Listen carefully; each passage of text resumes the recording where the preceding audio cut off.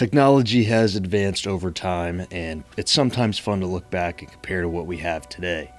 For example, the smartphone you have has more processing power than all of NASA when they first landed on the moon. One that intrigues me is comparing the flashlights of today to those of yesterday. This is a Maglite, maybe the most iconic flashlight ever made. This one belongs to my father. And through my research, I have dated it to the early 1990s, making it over 30 years old. Maglite was at the top when it came to flashlights. They were the gold standard.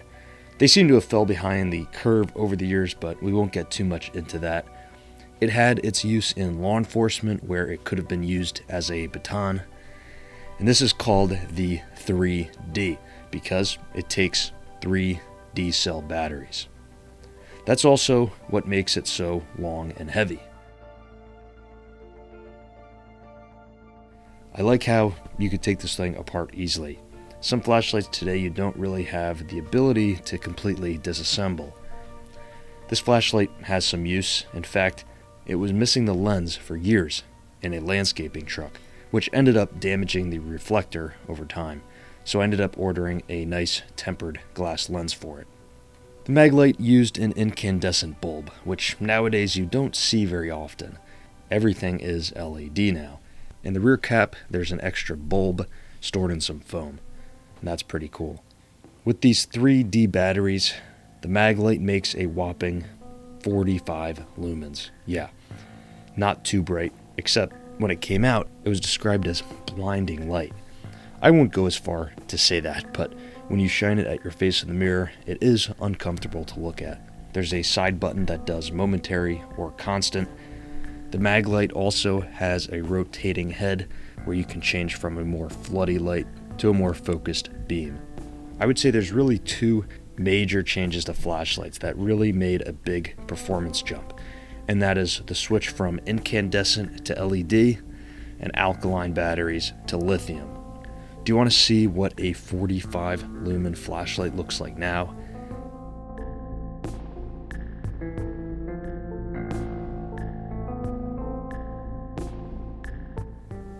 Yeah, this is the Streamlight MicroStream, and it is 45 lumens. And it is tiny. It runs off of a single AAA battery. It's getting the same lumen rating when it is smaller than just one of the batteries from the Maglite. It's a little bit more floody. This has an LED. But here's one better. Also a MicroStream, but this time it has a rechargeable lithium battery. And the lumens on this one, 250. It's more than 5 times the output than the Maglite, and it's this small. So we've seen that you can get the same or more output in something so tiny compared to the older flashlight. How bright would a modern flashlight be that's the same size as the Maglite? Well, here's one. It's called the Streamlight ProTac HL5X. It's not the exact same size, but it's comparable.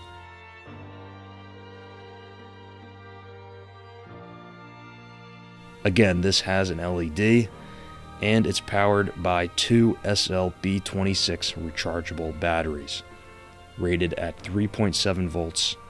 The lumens on this light, 3,500. That's about 77 times more output. Now let's take them into the dark and see what they look like. Keep in mind that the camera is not an exact representation of what the light looks like in real life, but it's enough to see the difference. At 30 yards, the Maglite is not so impressive. You can faintly see what's there.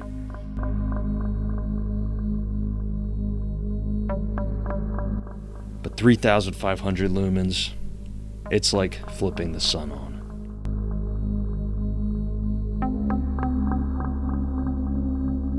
At 5 yards, the old Maglite isn't too bad. This is what the everyday person is used to in how a flashlight looks. And the Streamlight is intense, to say the least. Very bright. At around 40 to 50 yards, looking at the trees, yes, this flashlight is actually on. Trust me, it doesn't look this bad with my eyes, but it's really not giving that much information. The streamlight lights up basically the entire forest. About 10 yards, the Maglite is a focused beam. The streamlight has a hotspot, but also spills over, lighting up the whole yard. Again, up close, the Maglite is not too bad. It's enough light to see things up close. But the streamlight is just so bright, especially against a white background. It's almost too bright to look at. Inside as well, the Maglite with its incandescent bulb is actually pleasant to look at and provides adequate light. Whereas 3500 lumens it's so bright, it just about blows out the camera. It actually hurts a little to look at the wall when the flashlight is on.